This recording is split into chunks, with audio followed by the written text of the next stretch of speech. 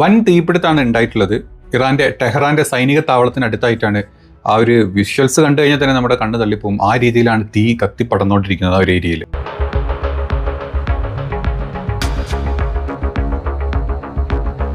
ഇന്ന് രാവിലെ തന്നെ ഖത്തറിൽ വെച്ചിട്ടുള്ള അൽ ജസീറ ഫോറം എന്ന് പറഞ്ഞ പരിപാടിയിൽ അബ്ബാസ് അറാച്ചി സംസാരിച്ചിട്ടുള്ള കുറച്ച് കാര്യങ്ങളുണ്ടായിരുന്നു. അമേരിക്കയ്ക്കെതിരെ മാത്രമല്ല, ഇസ്രായേലിനെതിരെ ശക്തമായിട്ടാണ് പുള്ളി സംസാരിച്ചിട്ടുള്ളത്. അതായത് ലോകത്തുനിന്ന് തുടച്ചു നീക്കം ചെയ്യപ്പെടേണ്ട സ്ഥലം എന്ന് പറഞ്ഞാൽ അത് ഇസ്രായേലാണ്, അതല്ലാണ്ട് മറ്റു രാജ്യങ്ങളല്ല. കാരണം ഇസ്രായേൽ കാണിച്ചു കൂട്ടുന്ന ജനോസൈഡും ഗസയിൽ കാണിക്കുന്നതും മറ്റ് സ്ഥലങ്ങളിൽ പേടിപ്പിച്ച് നിർത്തി മറ്റ് പല ആളുകളെയും ബുദ്ധിമുട്ടിച്ച് സ്വന്തമായിട്ട് എത്ര തോതിൽ വേണമെങ്കിൽ ആണവ ആയുധങ്ങളും ബാക്കി ആയുധങ്ങളും ഉണ്ടാക്കി വിറ്റുകൊണ്ടിരിക്കുന്ന ഇസ്രായേലാണ് ലോകത്തിന് യഥാർത്ഥത്തിൽ ആപത്ത് എന്നുള്ളൊരു പ്രസംഗം ഉണ്ടായിരുന്നു. അതിനുശേഷമാണ് ഈ ടെഹ്റാനിലെ ഈ ഒരു തീയുടെ ഒരു തീപിടുത്തത്തിന്റെ വാർത്തകളും പുറത്തോട്ട് വരുന്നത്. ഇന്നത്തെ അമേരിക്ക ഇറാൻ ന്യൂസുകളാണ് കേട്ടോ നമ്മൾ പറയാൻ പോകുന്നത്. അപ്പം വീഡിയോ സ്റ്റാർട്ടിങ്ങിൽ തന്നെ ലൈക്ക് ചെയ്യണേ, കുറച്ച് പവർ ആവട്ടെ. സ്റ്റാർട്ടിങ്ങിൽ തന്നെ ലൈക്കും ചെയ്യുക, നിങ്ങൾ ഷെയറും ചെയ്യുക, കമൻറ്റും ചെയ്യുക. അതുപോലെ തന്നെ സബ്സ്ക്രൈബ് ചെയ്യാതെ കാണുന്നവർ പ്ലീസ് അത് ചെയ്യുക. ഒരു കൗണ്ട് കൂട്ടണം, അല്ലെങ്കിൽ ഒരു 200 വരെയെങ്കിലും ക്രോസ് ചെയ്യണമെന്നുണ്ട് എത്രയും പെട്ടെന്ന്. അതിന് വേണ്ടിയിട്ടാണ് പറയുന്നത്. അപ്പം ഇന്ന് 2 പ്രധാനപ്പെട്ട കാര്യങ്ങളാണ് പറയാനുള്ളത്.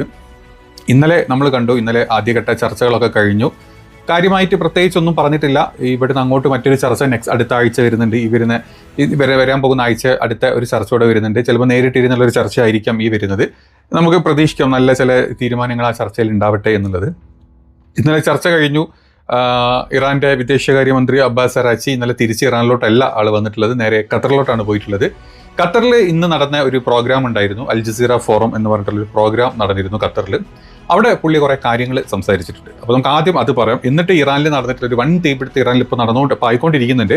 അത് കുറേയൊക്കെ തീ അണച്ചു എന്നാണ് കേട്ടിട്ടുള്ളത്. പിന്നെ പ്രോപ്പറായിട്ട് അവിടെ ഒരു ഇന്റർനെറ്റ് സിസ്റ്റം കാര്യങ്ങളൊന്നും ഇല്ലാത്തതുകൊണ്ട് യഥാർത്ഥ കാര്യങ്ങളൊന്നും പുറത്തോട്ട് ന്യൂസ് വന്നിട്ടില്ല. പക്ഷേ അതിൻ്റെ കുറേ വലിയ ഇമേജസും വീഡിയോസ് കുറച്ച് വന്നിട്ടുണ്ട്. അത് കണ്ടു കഴിഞ്ഞാൽ തന്നെ നമുക്ക് പേടിച്ചു. അത്രയും ഭയാനകമായിട്ടുള്ളൊരു തീപിടുത്താണ് ടെഹ്റാനിൽ അവരുടെ സൈനിക കേന്ദ്രത്തിന് തൊട്ടടുത്തായിട്ടുണ്ടായിട്ടുള്ളത്. അപ്പോൾ ആദ്യം അബ്ബാസ് അറാച്ചിയുടെ സംസാരം നമുക്ക് കേട്ടാം. Israel's expansionist project has had a direct and destabilizing impact on the security of all countries in the region. പുള്ളിയുടെ ഇന്നത്തെ ഖത്തറിലെ പ്രസംഗത്തിലെ പ്രധാന ആശയങ്ങളെ പറ്റി നമ്മൾ സംസാരിക്കുന്നു കേട്ടോ. ആധിപത്യത്തിന്റെ സിദ്ധാന്തം, അതായത് ഡിക്റ്ററൈൻ ഓഫ് ഡോമിനേഷൻ എന്ന് പറഞ്ഞിട്ട് ഇസ്രായേലിന്റെ സൈനിക നീക്കങ്ങൾ വെറും പ്രതിരോധമല്ല, മറിച്ച് മിഡിൽ ഈസ്റ്റിൽ ആധിപത്യം ഉറപ്പിക്കാനുള്ള സൂത്രമാണ്, അതിനുള്ള നീക്കമാണെന്നാണ് അറാച്ചി ആരോപിച്ചിട്ടുള്ളത്. പറഞ്ഞത് വളരെ സത്യമായിട്ടുള്ള കാര്യം. നമ്മളെല്ലാ വീഡിയോയിലും നമ്മൾ എപ്പോഴും സംസാരിക്കുന്ന ഒരു കാര്യം തന്നെയാണ്. ഇസ്രായേലും അമേരിക്കയും കാണിക്കുന്ന കാര്യം എന്ന് പറഞ്ഞു കഴിഞ്ഞാൽ അത് മിഡിൽ ഈസ്റ്റിലെ ആധിപത്യം അവരുടെ കയ്യിൽ വേണം. ഈ പറഞ്ഞ അറബ് കൺട്രീസിൻ്റെ ഒക്കെ ആധിപത്യം അമേരിക്കൻ ഇസ്രായേലിയൻ സയണിസ്റ്റ് ആളുകൾക്ക് വേണം. അവർ തീരുമാനിക്കണം കാര്യങ്ങൾ. അതിനനുസരിച്ച് ഈ പറഞ്ഞ ഇസ്ലാമിക് കൺട്രീസ്, അറബ് കൺട്രീസ് അവർ പറഞ്ഞതനുസരിച്ചിട്ട് അവരെ പേടിച്ച് ജീവിച്ച് മുന്നോട്ട് പോകണം എന്നുള്ള ഒരു ആത്യന്തിക ലക്ഷ്യം, അൾട്ടിമേറ്റ് ഉദ്ദേശം അത് മാത്രമാണ്. ഒരു വിശാല ഇസ്രായേൽ, അതിന് അമേരിക്കയുടെ സഹായം, ഇതാണ് അവരുടെ ലോങ് ടേം വിഷൻ എന്ന് പറയുന്നത്. അതിൻ്റെ ഭാഗമായിട്ടൊക്കെ തന്നെയാണ് ഇതെല്ലാം ഇപ്പം നടന്നുകൊണ്ടിരിക്കുന്നത്. ഇതൊന്നും അറിയാണ്ടാണ് നമ്മുടെ നാട്ടിലെ പലരും ഇസ്രായേൽ കി ജെയ്യും അമേരിക്ക ജയ് വിളിച്ച് നടക്കുന്നത്. വിവരമില്ലാത്ത വർഗ്ഗങ്ങൾ അത്രയേ ഉള്ളൂ. ഇപ്പം നമ്മുടെ നാട്ടിൽ വിശാല ഹിന്ദു രാഷ്ട്രമാക്കാൻ ഈ നാട്ടിലെ സംഘപരിവാർ, തീവ്ര വലതുപക്ഷ സംഘപരിവാർ കളിക്കുന്ന അതേ കളി അവിടുത്തെ തീവ്ര വലതുപക്ഷ സയണിസ്റ്റുകൾ കളിക്കുന്ന കളി. രണ്ടും ലോകത്തിന് ആപത്തായിട്ടുള്ള 2 തരത്തിലുള്ള ഇത്തിക്കണ്ണികൾ, 2 തരത്തിലുള്ള ചെകുത്താന്മാരാണ് ഈ 2 സ്ഥലങ്ങളിൽ ഇപ്പോൾ ഉള്ളത്. ഒന്ന് അവിടെ ലോകം വ്യാപനത്തിനും, ഒന്ന് ഈ പറഞ്ഞ ഇന്ത്യയിൽ കിടന്നിട്ട് അട്ടാമുട്ട വർത്താനം പറഞ്ഞ് നടക്കുന്ന ചങ്കി കൂട്ടങ്ങൾ. ഈ 2 ഏറ്റവും വലിയ ആപത്തായിട്ടുള്ള കാര്യങ്ങൾ. അപ്പം ഈ 2 കാര്യമുള്ളത്. അപ്പോൾ ഇത് ഇങ്ങനെയാണ്. ഇതിലുള്ള ഒരു മിഡിൽ ഈസ്റ്റിലുള്ള ഒരു ആധിപത്യം എന്നുള്ളതാണ് ഇസ്രായേലിൻ്റെ ലക്ഷ്യം. അപ്പം അയൽ രാജ്യങ്ങളെ സൈനികമായും സാങ്കേതികമായും ദുർബലപ്പെടുത്തുക, എന്നിട്ട് അത് ഇസ്രായേൽ മുതലെടുക്കുക. ഇതാണ് ഇസ്രായേലിന്റെ ലക്ഷ്യം എന്നാണ് പുള്ളി പിന്നീട് അതിലോട്ട് കൂട്ടിച്ചേർത്തുള്ള കാര്യം. ഇതിന്റെ ഇരട്ടത്താപ്പ് എന്ന് പറഞ്ഞാൽ ഇറാന്റെ ആണവ പദ്ധതികൾക്ക് മേൽ കർശനമായിട്ടുള്ള നിയന്ത്രണങ്ങൾ, ഉപരോധങ്ങളൊക്കെ ഏർപ്പെടുത്തും. അതേ സമയത്ത് ഇസ്രായേൽ യാതൊരു പരിശോധനയുമില്ല. അതായത് ഇന്റർനാഷണൽ അറ്റോമിക് എനർജിയുടെ യാതൊരു പരിശോധന ഇസ്രായേലിന് വേണ്ട. കാരണം അവർ സൈൻ ചെയ്തിട്ടില്ല.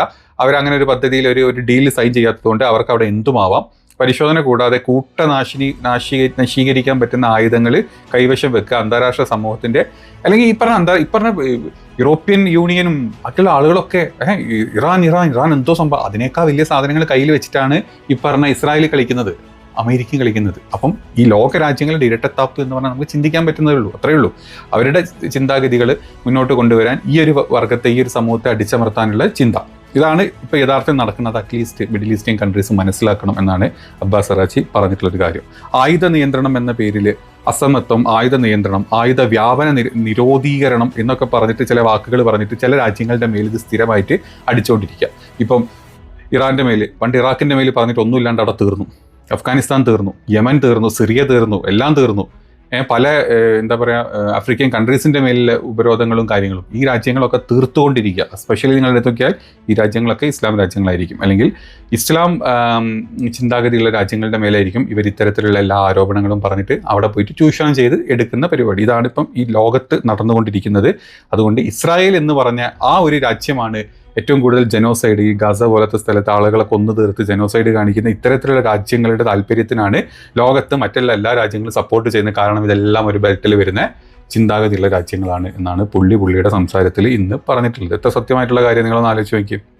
ചുരുക്കത്തിൽ നിലവിലെ അന്താരാഷ്ട്ര നിയമങ്ങൾ നീതിയുക്തമോ അതോ ശക്തരായിട്ടുള്ള രാജ്യങ്ങളുടെ താല്പര്യം രക്ഷിക്കാൻ വേണ്ടിയുള്ളതാണോ എന്ന ഗൗരവമായ ചോദ്യമാണ് അബ്ബാസ് അറാഖ്ചി ഇതിൽ സംസാരിച്ചിട്ടുള്ളത്. ഇതൊരു വലിയൊരു 10-20 മിനിറ്റോളം പോകുന്നൊരു ടോക്കാട്ടോ. നമ്മൾ അതിലെ ബേസിക് ആയിട്ടുള്ള കുറച്ച് കാര്യപ്പെട്ട കാര്യങ്ങളെ പറ്റിയാണ് സംസാരിച്ചിട്ടുള്ളത്. പിന്നെ ഗസയിലെ ജനോസൈഡ് കാരണം ഇസ്രായേൽ ഡെയിലി അവിടെ കൊന്നൊടുക്കിയതും കൊന്നു തീർത്തിട്ടുള്ള ആളുകൾക്കുള്ള ഒരു സമാധാനം കൊടുക്കാണ്ട് അവർക്കെതിരെ തിരിയാനോ അല്ലെങ്കിൽ അവർക്ക് മേലെ ഒരു ഉപരോധത്തിന് പോലും ഒരു രാജ്യങ്ങളും മുന്നോട്ട് വരുന്നില്ലല്ലോ. പിന്നെ നിങ്ങൾ ഏത് എന്താ പറയുക ലോക സമാധാനത്തിനെ പറ്റിയാണ് സംസാരിക്കുന്നതാണ് പുള്ളി പിന്നെ ചോദിച്ചിട്ടുള്ളത്.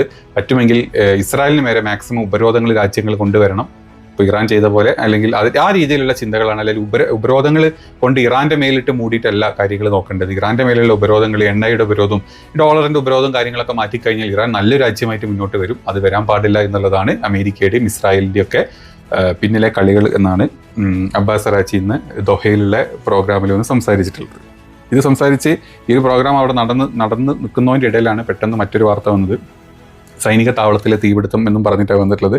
ടെഹ്റാനിലെ ഒരു സൈനിക താവളത്തിലെ കാർപ്പൻട്രി വർക്ക്ഷോപ്പിലാണ് ഈ വലിയ തീപിടുത്തം ഉണ്ടായിട്ടുള്ളത്. ഈ ദൃശ്യങ്ങളാണ് കാണുന്നത്. നാശനഷ്ടങ്ങളെ പറ്റി പറയുകയാണെങ്കിൽ അവിടെ അഗ്നിശമന സേന വന്നു തീ നിയന്ത്രണ വിധേയമാക്കിക്കൊണ്ടിരിക്കുകയാണ് പറയുന്നത്. ഈ സംഭവത്തിൽ ആർക്കും പരിക്കേറ്റിട്ടില്ല, അല്ലെങ്കിൽ ആരും മരിച്ചിട്ടില്ല എന്നുള്ള റിപ്പോർട്ടുകളൊക്കെ പുറത്തോട്ട് വരുന്നത്. പ്രോപ്പർ അല്ല, എന്താണെന്നതിൻ്റെ സത്യാവസ്ഥത അറിയില്ല. ഇറാൻ്റെ സൈന്യത്തിൻ്റെ ജോയിൻറ്റ് സ്റ്റാഫുമായി ബന്ധപ്പെട്ട കോംപ്ലക്സിലാണ് ഈ വർക്ക്ഷോപ്പ് സ്ഥിതി ചെയ്യുന്നത്. അവിടെ ഒരു സൈനിക ജോയിൻറ്റ് സ്റ്റാഫ് ഓഫീസൊക്കെ ഉണ്ട്. അതിൻ്റെ അടുത്തടുത്ത അതേ കോംപ്ലക്സിലാണ് ഈ ഒരു തീപിടുത്തം വന്നിട്ടുള്ളത്. ഇപ്പോൾ നമ്മൾ ഒന്ന് നോക്കുകയാണെങ്കിലേ, ഇപ്പം കഴിഞ്ഞ ദിവസം ഇറാനിൽ ഓരോ ദിവസങ്ങളായിട്ട് പലതരത്തിലുള്ള സ്ഫോടനങ്ങളും ഇതൊക്കെ ഉണ്ടാകുന്നുണ്ട്. ഗ്യാസ് പൊട്ടിത്തെറിച്ച്, ഗ്യാസ് ലീക്ക്, ഷോർട്ട് സർക്യൂട്ട് എന്നൊക്കെ പറയുന്നത്. അതിൽ ഇപ്പോൾ ടെഹ്റാനിലെ സൈനിക 2026 ഫെബ്രുവരി 6 ഇപ്പോൾ ഇന്നുണ്ടായി. ഓക്കെ, ഷോർട്ട് സർക്യൂട്ട് മൂലം എന്നും പറഞ്ഞിട്ടാണ് ഔദ്യോഗിക വിശദീകരണം വന്നത്. അതല്ലാതെ അർദാബ് സംഭരണ കേന്ദ്രത്തിൽ കഴിഞ്ഞ ദിവസം, ഇത് തൊട്ട് മുമ്പത്തെ ദിവസമായിരുന്നു, ഒരു വലിയ ഭക്ഷ്യ സംഭരണശാലയിലാണ് അന്ന് തീപിടുത്തം ഉണ്ടായിട്ടുള്ളത്.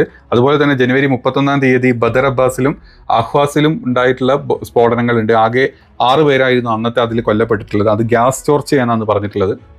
അങ്ങനെ കഴിഞ്ഞൊരു 10 ദിവസത്തിൻ്റെ ഇടയ്ക്ക് പല സ്ഥലങ്ങളിൽ മാറി മാറി വരുന്ന ഇത്തരത്തിലുള്ള ചെറിയ സ്ഫോടനങ്ങളും തീപിടുത്തങ്ങളും ഉണ്ട്.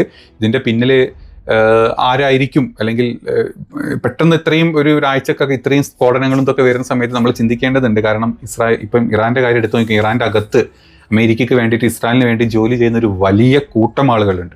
ആ കൂട്ടം ആളുകളെയാണ് ഇറാൻ്റെ IRGC ഇപ്പം കൊന്നൊടുക്കിയിട്ടും അല്ലാതെ ജയിലിലിട്ട് ഒടുക്കിയിട്ടും തീർത്തുകൊണ്ടിരിക്കുന്നത്. അത്രയും വലിയ ക്രൂരരായിട്ടുള്ള ചിന്താഗതി വെച്ചിട്ട് രാജ്യത്തിനെ തകർക്കാൻ വേണ്ടിയിട്ട് അവിടെ പോയി കാലങ്ങളായിട്ട് ജീവിച്ച് അവിടുത്തെ ആളുകളുടെ മെൻ്റലി ബ്രെയിൻ വാഷ് ചെയ്ത് അവരൊരു ചേഞ്ചസ് കൊണ്ടുവരാൻ നോക്കുന്ന ഒരുപാട് ആളുകളുണ്ട്. അവരെയാണ് ഇപ്പം ഈ ഇറാൻ സൈന്യം തീർക്കണം. അവന്മാരൊക്കെ സ്പോട്ടിൽ അടിച്ച് അല്ലെങ്കിൽ സ്പോട്ടിൽ ഷൂട്ട് ചെയ്ത് തീർക്കേണ്ട ടീം തന്നെയാണ്. അത് അവിടെ നടക്കട്ടെ, നല്ല രീതിയിൽ തന്നെ നടക്കട്ടെ എന്നാണ് പറയുന്നത്. അക്കൂട്ടത്തിൽ അവന്മാർ കൊന്ന കുറേ പാവപ്പെട്ട ഇറാനിയൻ ജനത അക്കൂട്ടത്തിൽ വരുന്നുണ്ട്. അവർക്ക് രക്ഷയും കിട്ടട്ടെ. അപ്പോൾ ഇവന്മാരൊക്കെ അവിടെ ഉള്ള സമയത്ത് ഇത്തരത്തിലുള്ള തീപിടുത്തവും ഇത്തരത്തിലുള്ള സ്ഫോടനമൊക്കെ വരുന്ന സമയത്ത് ചിന്തിക്കാവുന്നതേ ഉള്ളൂ.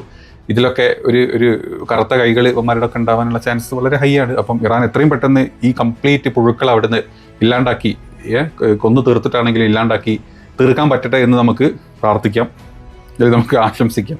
ഇതാണ് ഇന്ന് നടന്നിട്ടുള്ള 2 കാര്യങ്ങൾ. വേറെ പ്രത്യേകിച്ച് ഇന്ന് ഇറാൻ്റെ ന്യൂസുകളായിട്ട് വേറെ ഒന്നും വന്നിട്ടില്ല. മറ്റൊരു ന്യൂസ് കേൾക്കുന്നുണ്ട്. ചൈന ഇസ്രായേലിനെ റെഡ് ലിസ്റ്റിലോട്ട് ഇട്ടിട്ടുണ്ട്. അതായത് ചൈന ഇസ്രായേലിനെ റെഡ് ലിസ്റ്റിലോട്ട് ഇട്ടിട്ടുണ്ട്. അതായത് ഇസ്രായേലിലെ അധിനിവേശ ഏരിയകളിലൊന്നും ചൈനയുടെ ഒരു കമ്പനികൾ ഇൻവെസ്റ്റ് ചെയ്യരുത് എന്നുള്ള രീതിയിൽ. കാരണം അങ്ങനെ ഇൻവെസ്റ്റ് ചെയ്ത് കഴിഞ്ഞാൽ അത് റെഡ് സോണുകളാണ്, അവിടെ വലിയ നഷ്ടങ്ങളും വ്യാപാര നഷ്ടങ്ങളൊക്കെ ഉണ്ടാവും മാക്സിമം. അപ്പം ഇസ്രായേൽ ഒരു കംപ്ലീറ്റ് റെഡ് സോണിലോട്ട് ചൈന മാറ്റും എന്നുള്ള ചില വാർത്തകളൊക്കെ വരുന്നുണ്ട്. അതൊക്കെ വലിയ വലിയ അന്താരാഷ്ട്ര ജിയോ പൊളിറ്റിക്സിൽ വരുന്ന വലിയ വലിയ തീരുമാനങ്ങൾ തന്നെ ആയിരിക്കും.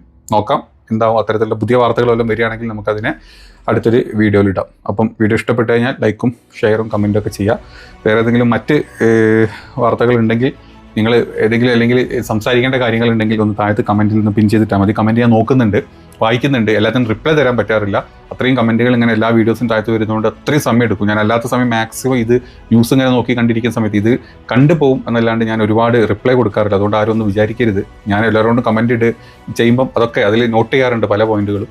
അപ്പോൾ അതിനൊക്കെ റിപ്ലൈ തരാത്തത് കാണാത്തത് കൊണ്ടല്ല, കാണുന്നുണ്ട്. അത്രയും സമയം വേണം അതിനൊക്കെ റിപ്ലൈ കൊടുക്കണം, അതുകൊണ്ട് മാത്രമാണ്. ശരി.